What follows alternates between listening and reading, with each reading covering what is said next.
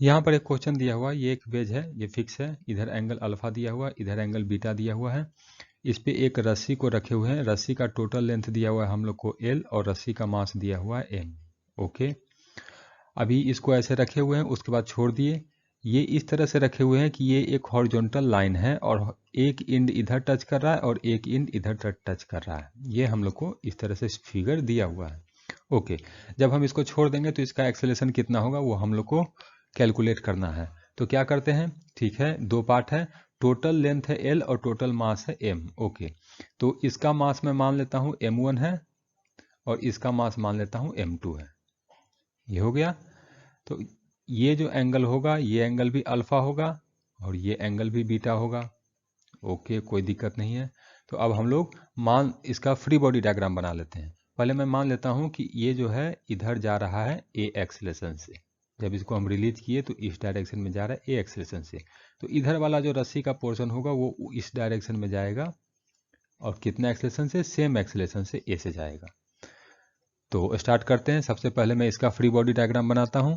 तो इसका यहाँ पे सेंटर से नीचे की तरफ फोर्स लगेगा ग्रेविटेशनल M1G, ठीक है। नॉर्मल लगेगा इस डायरेक्शन में N1 और टेंशन लगेगा इस डायरेक्शन में T। ये हो गया। कंपोनेंट ब्रेक कर देते हैं। ये एंगल अल्फा है ना, तो ये एंगल हो जाएगा हम लोग को 90 माइनस अल्फा। तो इसका इधर कंपोनेंट आ गया हम लोग को M1G साइन अल्फा और इसका एक्सेलेरेशन इस डायरेक्शन में है कितना, A।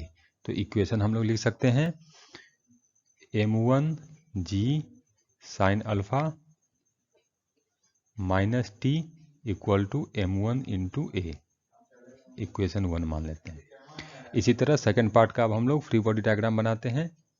सेम इसी तरह से आएगा, यहाँ से नीचे की तरफ एक्ट किया M2G, नॉर्मल इधर N2 जो कि बैलेंस हो जाएगा, यहाँ पर भी बैलेंस हो जाएगा इस फोर्स से, है ना।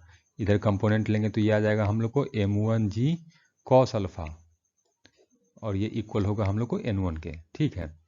ये N2 इधर हो गया और टेंशन लगेगा इस डायरेक्शन में T और ये मूव करेगा इस डायरेक्शन में A से, ठीक है। ये एंगल हम लोग को उसी तरह से हो जाएगा 90 माइनस बीटा।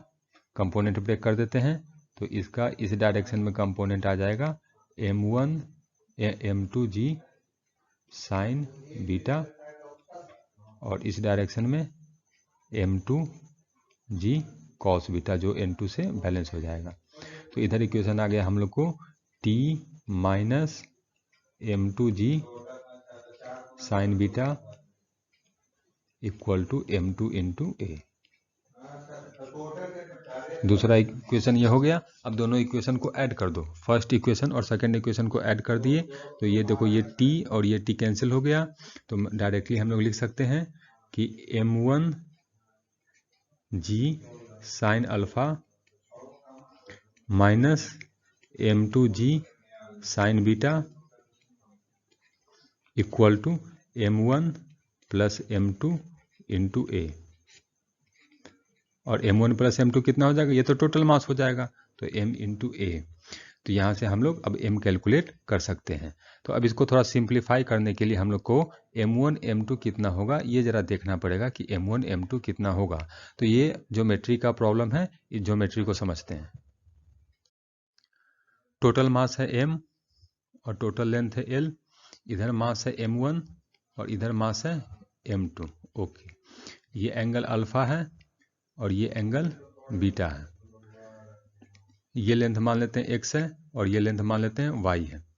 तो M2 की M1 कितना हो जाएगा, M1 हो जाएगा M by L into x, है ना। L लेंथ पे मास है M तो x लेंथ पे मास हो जाएगा M by L into x. इसी तरह से M2 आ जाएगा हम लोग को M by L into y, ठीक है। अब यहाँ पर प्रॉपर्टी लगा दो साइन लो, ये ट्रायंगल बन रहा है तो साइन वहाँ से लिख सकते हैं x divided by sine beta equal to y divided by sine alpha. तो इसका मतलब x sine alpha equal to y sine beta. ठीक है, ये आ गया। अब यहाँ पर पुट कर दो, x यहाँ से हो निकाल कर या y निकाल कर इसमें पुट कर दो।